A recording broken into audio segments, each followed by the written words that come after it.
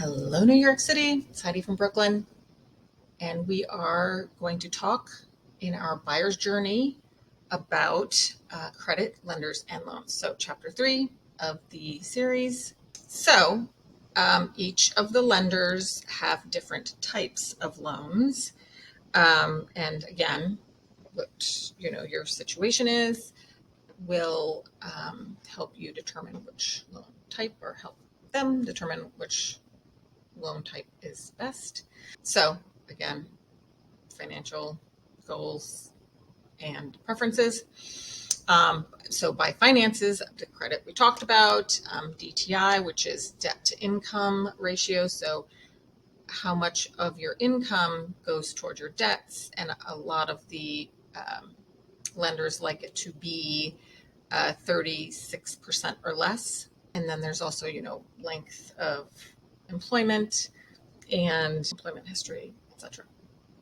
And then how much you have to put down, how much you have after closing, which is this post-closing liquidity. A lot of times banks will want to see that you have at least enough cash in the bank after closing that you could pay your mortgage every month for a year. Goals. So why are you buying this property? Is it your forever home? Are you buying it? Are you like me, where it's an investment property short term because either you rent it out or you sell it if the property values rise enough? I love to go and buy different apartments in different places, neighborhoods, because I love to see the different neighborhoods. Although lately I've been sticking in zip code 11215 because I love it so much. If it's short term, then I would want to do a variable interest rate versus a fixed. It just is better. It makes more sense financially. So that's what I mean by goals. And then preferences, which is on the next slide. So for preferences, this is just in essence what you like. If you like a more predictable payment, then you would go with a fixed interest rate. So it just is like that type of preference. But also, what property type? We have co-ops and condos, and then we have multi and single family homes. With co-ops, there are fundamental differences there, because a co-op is not actually real property. So a condo mortgage is loan is an actual mortgage, but a co-op is not a mortgage loan because you've bought stock in the co-op, that building, and you've signed a lease for the actual unit. So they take the stock and the proprietary lease as collateral. So a little different there. And for condos, it's easier to get financing, but because it's less strict. Everyone's heard of the co-op boards sometimes are really tough to get through. So they're a little less strict, and smaller down payments usually.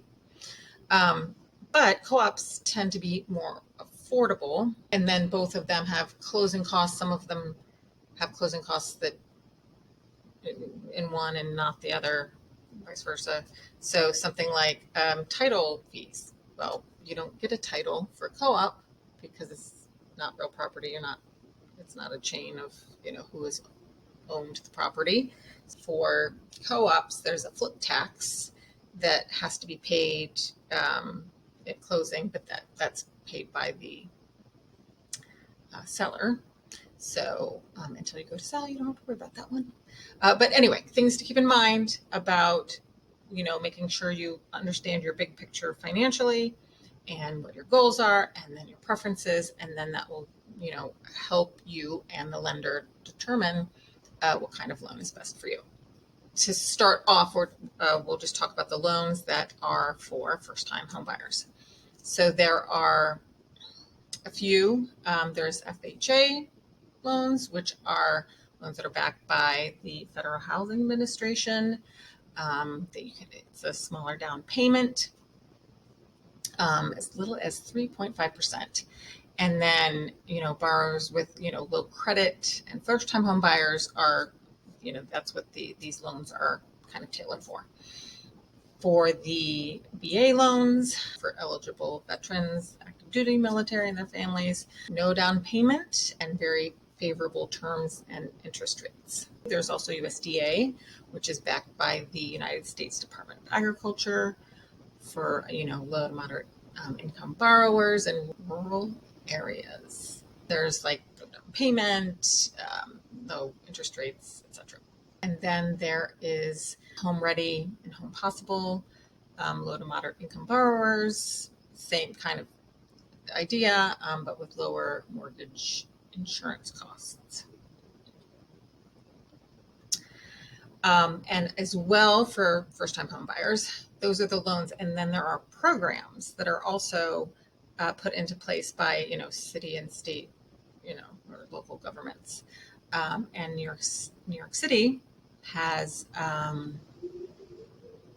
few, and these are the first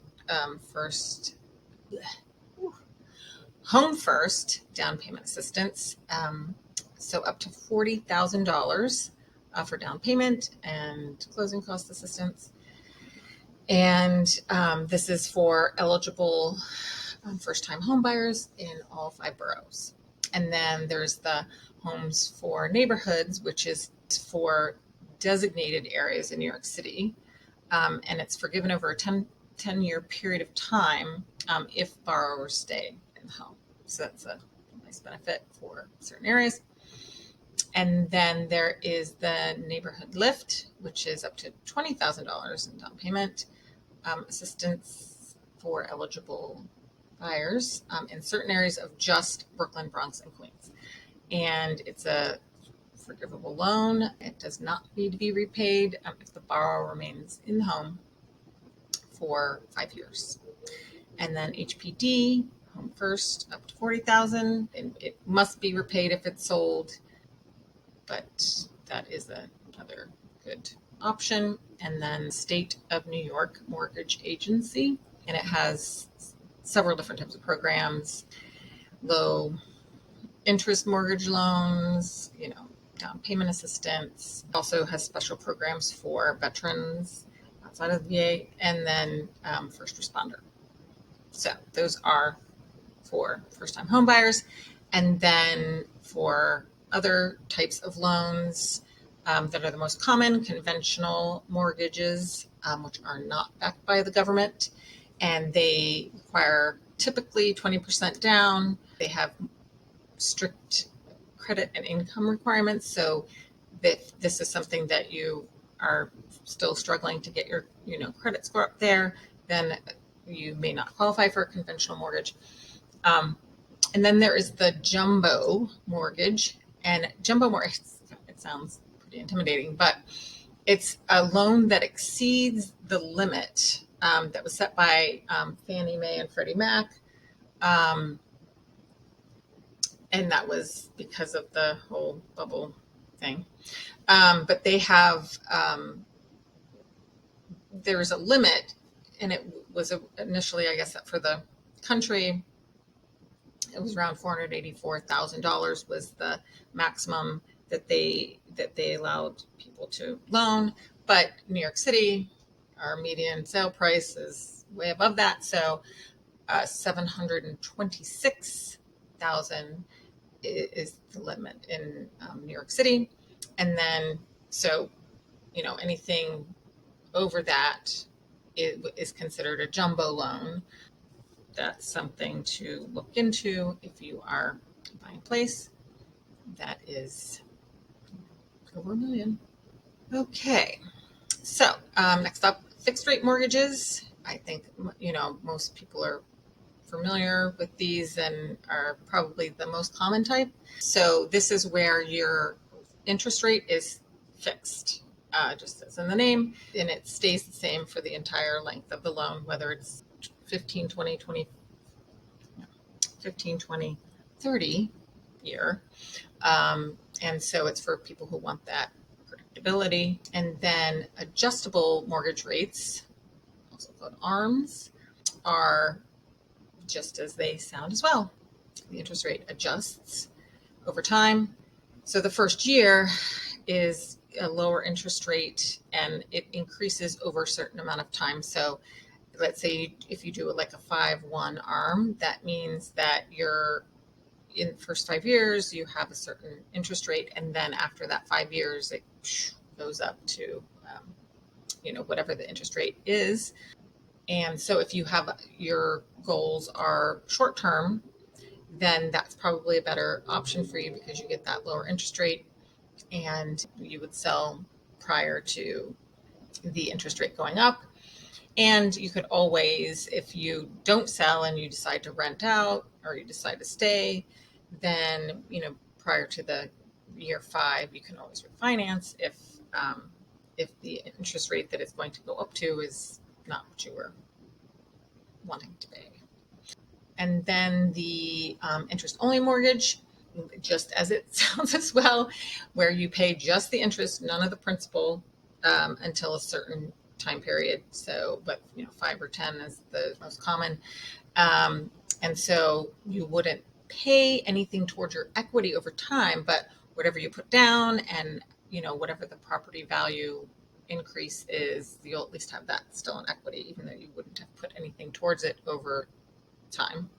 You can you can pay a little principal over time if you want, but it's just not what that loan type is geared towards.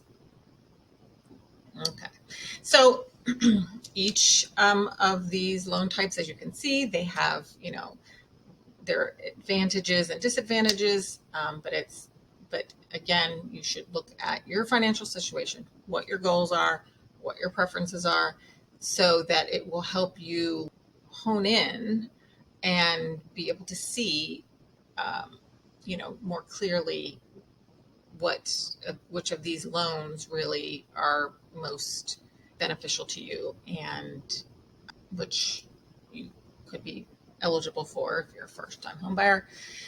So that was just a quick overview. If you have questions still, if you need help kind of organizing, feel free to reach out and I will get you set and feeling good about getting yourself in front of the lenders you want and figuring out the loan situation. I'm Heidi Fawcett with eXp Realty, your neighbor and your relatable real estate agent. Until next time, bye.